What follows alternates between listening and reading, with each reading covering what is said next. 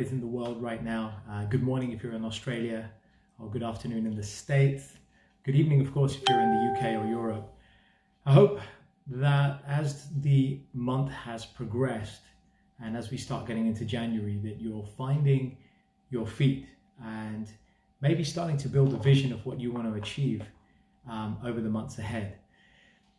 I want to share something that happened for me. I got interviewed today on a podcast, and the interviewer who interviewed me for this coaching podcast was asking me about kind of what got me into coaching. What was it that triggered me to get into coaching, to training, consulting? And I was explaining that one of the most impactful things for me, that the turning fork in the road, that moment, was coming to the realization that people can really genuinely fix their lives, fix their career, fix their work, fix their health, if they invest time in themselves and they invest time in somebody to help them. And I realized that helping people to do that in their lives is, for me, more valuable than saving a bank $8 million on a project. And I've done that, and I've had the opportunity and the privilege of working in financial organizations and doing different kinds of roles, from technology to business transformation, where I was able to do that. But it didn't really it made a difference on the bottom line, but it didn't make a difference here in people's hearts. You know what I mean? And I think I came to realize that the way I was touched in my life by people who made a profound impact on the choice, the direction. I mean, my family members, they've been amazing. My cousins, my uncles, my aunts, they've had a profoundly positive effect on my life. And I was benefited by the kindness of people as well. And what that did is it made me realize that if people invest in people, if we invest in others, then we can help them to be successful in their lives by equipping them with stuff that they may have forgotten about, but that's actually deep inside. And they may just need a little bit of hand, a little bit of coaching or mentoring to help them to get to where they want to be. And so it was a big realization for me, experiencing that, being at the receiving end. And I just felt that it's so important to give that back. So for those of you who know me, you'll know that I've been doing it on the side through Mantra Therapy, the project that I started in 2010. But the journey actually started 10 years before that, back in the mid-90s, actually. Showing my age, right? In the mid-90s, where we were doing these National Council of Indian Association sports festivals across the country here in the UK. And we were having the opportunity to go and meet students and speak to them about what they want to do with their lives, and getting them to think more than just hanging out in the student unions and drinking and, partying all day. And in those days, it was quite powerful to be able to get into that, And so since the 90s, I started getting into it, and I had the privilege of being around monks and people from the monk order who were kind enough to show me some things that helped me to reflect on my own life and the losses I had, the difficulties I had experienced, losing my mum when I was young, working out of debt, having multiple jobs, looking at poverty. And it took a long time, many years, to shake that poverty mindset off. But I realized that I couldn't have done that by myself. I needed a coach. I needed somebody there. So my realization today in this interview that I did is that I think everybody needs a coach or a mentor. Everybody needs somebody who can help them to tap into their own power.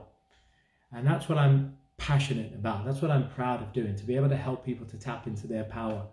And so today I want to just share a little bit of music. And if you know how I roll, I go freestyle. I got my piano right here. You can't see it, but I have a piano just here and a microphone. So I'm just going to play whatever comes, whatever I feel intuitively to do. But I want to share really quickly, because this is just a glimpse, 3 principles of spirituality for success in our work and personal life. So these 3 tips, spiritual tips, for cultivating success in our personal and work life, I'd like to share. Number 1 is with the letter I. It's introspection. It's going inside. Right now, we're so eager to get outside, right? Because we've been stuck inside in the house or in our apartment. But actually, being inside in our house or apartment is not the same as going inside here and here. And this is where the hard work is, because people don't want to go in here. They want to be distracted. We're by nature, we're distracted by work, by family, by friends, by the TV, by social media. So it's very easy to not want to go inside, because it's difficult to sit still with yourself for 20 minutes and ask yourself, who am I? Why have I suffered? What is my purpose in life? What can I do to make my life better? Those are hard questions. Sometimes they're very uncomfortable because the answers that lie underneath are not very nice answers. But that's the inner work that we do, right? So the first tip for spiritual success in work and life is to take time every week, maybe 30 minutes in 10-minute blocks, 10 minutes, 10 minutes, 10 minutes, 30 minutes a week, just to go inside here and ask meaningful questions. See, it's more important to ask quality questions than it is to find the answers. The better the quality of question, the more likely we're going to find a good answer. Does that make sense?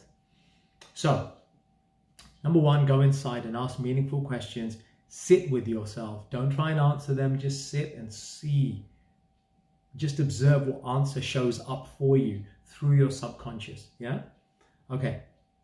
Spiritual tip number 2 for success is letter D, for detachment.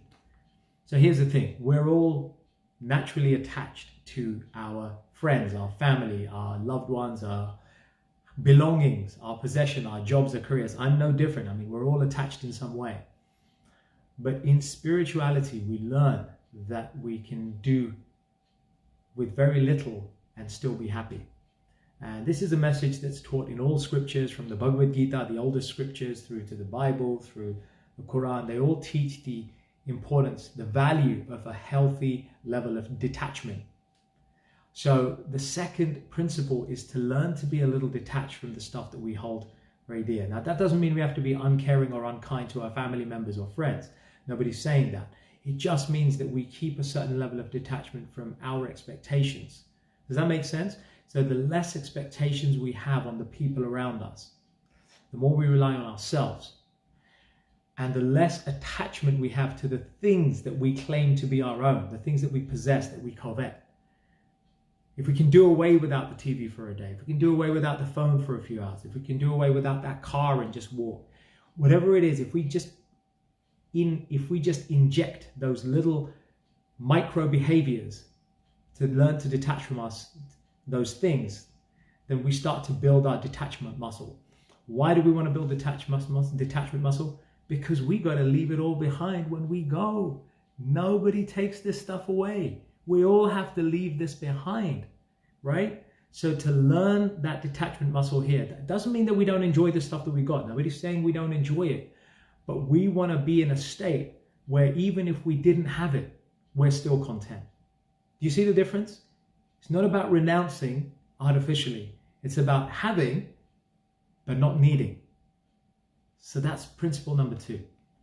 And spiritual principle number 3 for success in work and personal life is the letter S. S is for surrender. What do I mean by surrender? In this day and age, to surrender to anything or anyone, it's considered a sign of weakness, a sign of defeat. But in the spiritual sense, when we surrender, what we're doing is we're learning to trust. We're learning to rely on our intuition.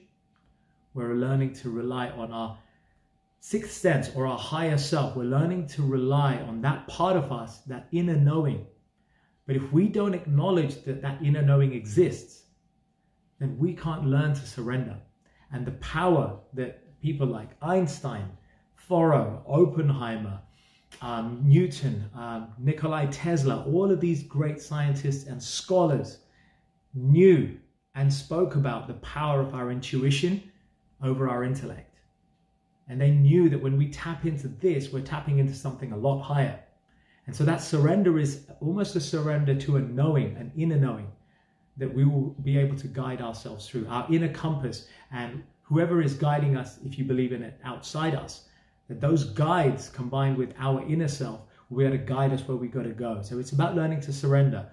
We want to control. In this modern day and age, I'm no different. I've wanted to control all my life, control my work, my outcome, my objectives. I was into project management. I was into control. But there has to be a balance where you learn to let go and you learn to surrender and trust that where you need to be, the present will lead you there if your intention and your attention is going inside. Does that make sense? So learning to surrender bit by bit. It could be that, at the dinner table, you don't worry about what lands on your dinner table. Just eat what you've given, what you've been given by your family member, right? It could be as simple as, okay, you can't do certain things at work, so you just surrender and say, okay, that's fine. I'll work with what I got. Practice your surrenderability in micro habit ways. I'm a big fan in coaching. In my coaching, I always engage my clients with micro habits. So just practice your surrenderability through micro habits in your day, and notice how your intuition and your inner guide starts to show up and guide you. That's the experience I've had. I'm definitely no means there, right? I'm not up there. I'm just sharing what I have with you in the hope that it can help you in your life, because it's helped me and it's helped the people that I've worked with and the people that I've been around. And so I know it will help you if you just apply it in these small and practical ways. And let's face it, that's what urban spirituality is all about. It's bringing spirituality together with practicality. So enough said. I'm going to just riff for just a couple of minutes because I want to. You may or may not like it. I'm just making stuff up and you just enjoy, or switch off whenever you're ready.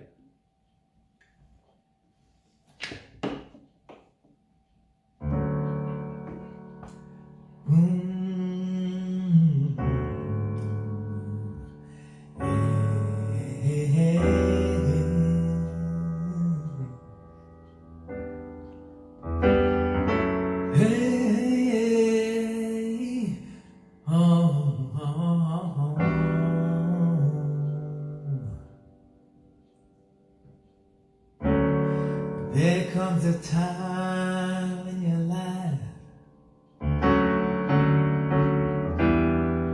that you gotta look inside to find the answers. You've been looking outside for so long. You gotta go deep inside, do that hard work to find the answers inside. But you gotta ask better questions, yes you do. And then you gotta learn. You come into this world with empty hands, and you leave with empty hands again.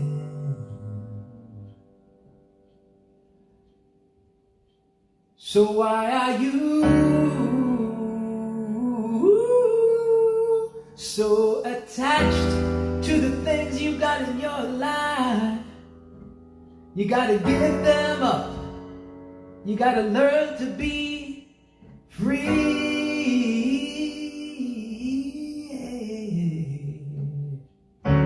Practice a little detachment, yeah.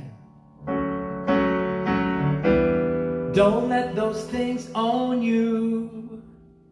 You gotta enjoy what you got, but don't be owned by them. No, no, no, no, no. Practice detachment. And number 3 is all about surrenderability. You gotta learn to trust your inner self. Let your inner compass guide you home. And it will. If you trust it, if you trust it, if you trust it, if you trust it, you'll feel the magic, you'll feel the magic, you'll feel the magic.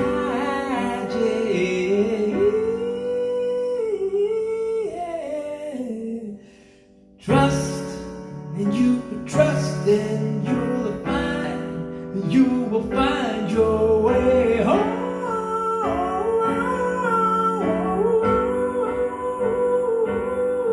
Yeah, yeah, yeah.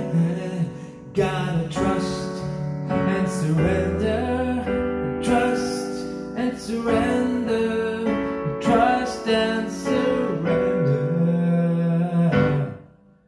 Gotta trust, gotta trust, gotta trust and surrender. Let your inner guide and your intuition guide you, yeah. You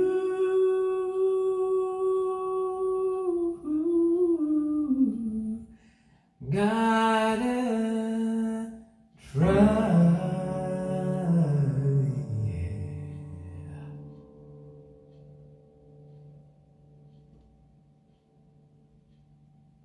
Peace, power, namaste.